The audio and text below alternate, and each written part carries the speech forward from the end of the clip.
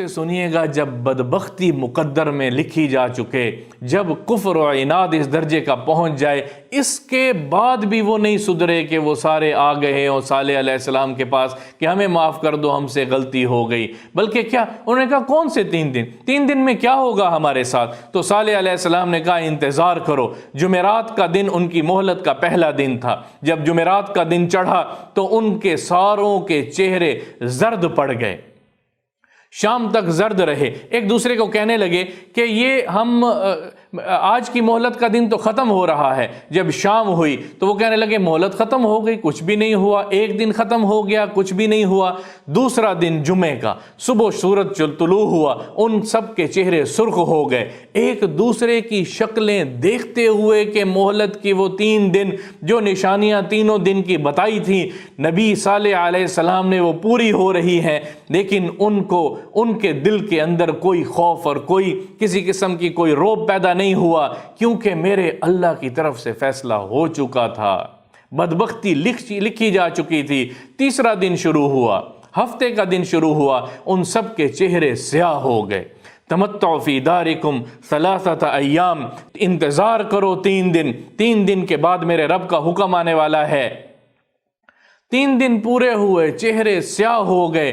چوتھا دن جب شروع ہوا صبح تو ان بدبختوں نے کیا کیا، وہ اب نہانا دھونا شروع کیا، کپڑے بدلے، سرمے لگائے، خوشبوئیں لگائی اور بیٹھ گئے اپنے ان محلات کے اندر جن کو وہ محفوظ سمجھتے تھے کہ قوم عاد کے بارے میں سنا ہوا تھا کہ اس قوم کو ہوا نے ہلاک کیا تھا۔ تو انہوں نے کہا یہاں کیسے ہوا پہنچے گی؟ ایک قیاس انہوں نے کہ یہاں کیسے ہوا پہنچے گی؟ میرے رب کے عذاب کے طریقے کوئی ختم نہیں ہو گئے کہ اس کے پاس ایک ہی طریقہ ہے عذاب کا، وہ جیسے چاہے کر سکتا ہے۔ جو اس کی نہیں مانتا سمجھانے کے باوجود وہ رب پھر اس کو بتاتا ہے یہ قومیں کس سے بتا رہی ہیں۔ جو نبی کو جھٹلاتا ہے، جو وقت کے نبی کو جھٹلاتا ہے، جو یوم قیامت کو جھٹلاتا ہے، جو اللہ کو جھٹلاتا ہے، پھر میرا رب اس کو پکڑتا ہے۔ ان بطش ربک لشدید، تیرے رب کی پکڑ پھر بڑی شدید ہے۔ تو پھر کیا ہوا؟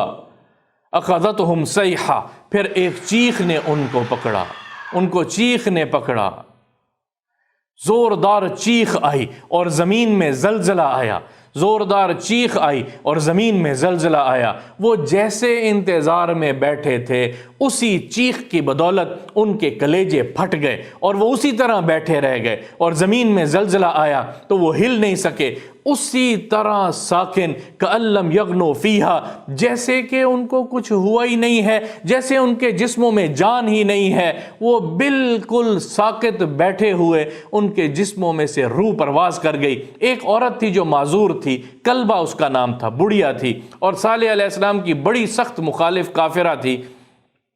اس کو اس زلزلے اور چیخ میں وہ اس کی معذوری ختم ہوئی اور وہ بھاگ کے باہر نکلی، اور ساتھ ہی ایک عرب قبیلہ تھا وہاں جا کے چھپی کہ شاید میں بچ جاؤں گی۔ اس عرب قبیلے، یہ ایک خاتون بچی تھی جو اس عرب قبیلے میں یہ داستان بتانے کے لیے آئی کہ یہ ہوا۔ عرب قبیلے کو بتایا کہ ہمارا سارا قبیلہ اس طرح ختم ہو گیا ہے، اور وہ دیکھو وہ اپنی گھروں کے اندر بیٹھے مجسمے بن چکے ہیں اور ختم ہو گئے ہیں۔ تو انہوں نے کہا گھبراؤ نہیں، پانی پیو۔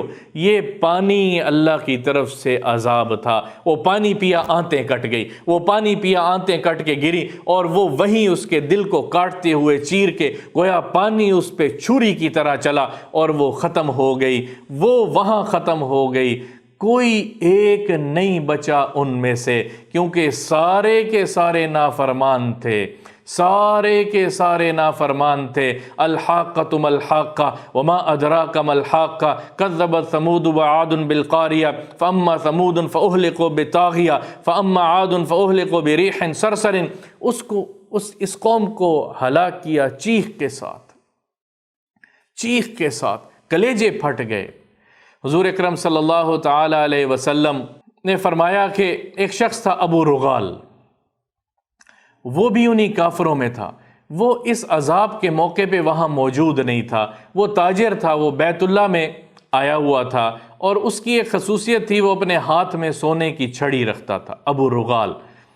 جب آپ صلی اللہ تعالیٰ علیہ وسلم ایک جگہ سے گزرے، حجر کا مقام تھا، وہاں سے گزرے تو آپ صلی اللہ تعالیٰ علیہ وسلم نے اس کا قصہ سنایا اور اس جگہ کی کھدائی کروائی اور وہاں سے وہ سونے کی چھڑی نکلی۔ تو فرمایا یہ شخص وہاں سے یہاں بیت اللہ میں تھا، بیت اللہ سے جب نکلا تو بیت اللہ امن کی جگہ ہے، بیت اللہ سے جب نکلا تو آسمان سے اللہ نے مقرر کردہ ایک پتھر جس کے اوپر اس کا نام لکھا ہوا تھا، جس نے اس کے سر پہ یہاں پہ پڑا اور وہ پخانے کی جگہ سے نکلا اور یہ بھوسا بن کے وہیں گرا ہے، اور اس کے ہاتھ میں چھڑی تھی تو وہ چھڑی زمین میں دفن ہوئی ہے۔ تو وہ نکال کے وہ دیکھی صحابہ نے بھی کہ یہ وہ چھڑی ہے جو ابو رغال کی تھی۔ ایک شخص بھی نہیں بچا، ایک شخص بھی نہیں بچا۔ جب میرے اللہ کی طرف سے فیصلہ ہوتا ہے تو میرے بھائیوں، میرے دوستوں، میری بہنوں، میرے بزرگوں، پھر انسان کچھ نہیں کر سکتا۔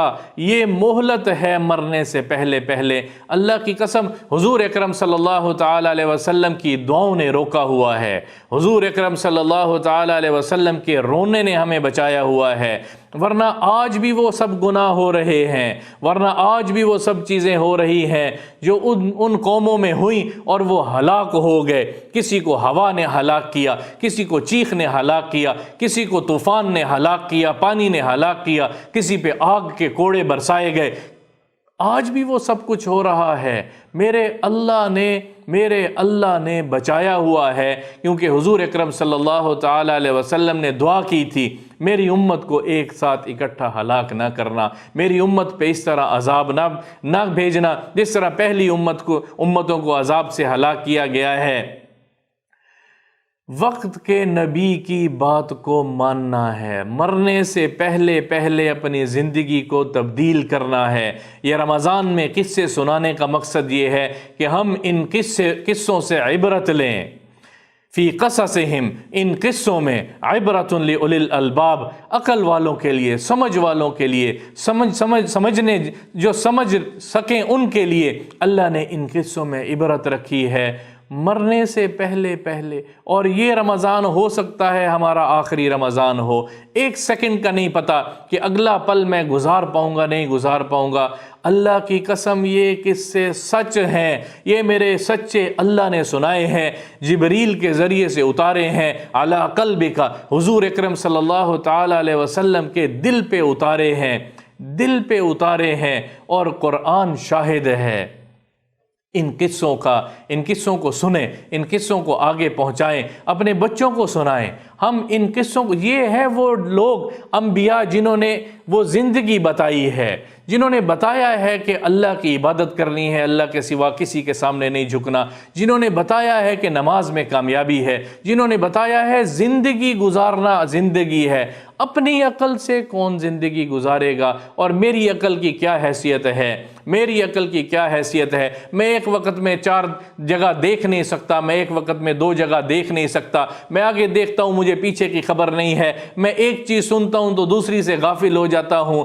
میں کس بات کی اکڑ میں آؤں؟ میں کون ہوں؟ نہ میری طاقت میں وہ طاقت ہے جو قوم عاد والوں کی پاس تھا، وہ بھی کیا تھے میرے اللہ کے سامنے۔ ایک روایت میں آتا ہے کہ جب اس قوم پر عذاب آیا اور یہ ختم ہو گئے اور وہاں بیٹھے رہ گئے اور مجسمے بن گئے، تو پھر ان کے جسموں کے پاس صالح علیہ السلام آئے اور وہاں کھڑے ہو کے بڑے درد بھرے الفاظ سے انہوں نے خطبہ دیا ہے، اور اس خطبے کا مفہوم یہ ہے کہ کیا تم نے دیکھ لیا کہ سچ کیا تھا اور جھوٹ کیا تھا؟ جو میں تمہیں کہتا تھا وہ تم نے اپنی آنکھوں سے دیکھ لیا، تم نے پا لیا اپنے کفر کا نتیجہ، تم نے پا لیا اپنے عناد کا نتیجہ، اللہ کو چھوڑا تم نے پا لیا، اور مجھے اللہ نے دکھایا کہ جو میں نے سچ کہا اللہ نے مجھے وہ سچ کر کے دکھایا ہے۔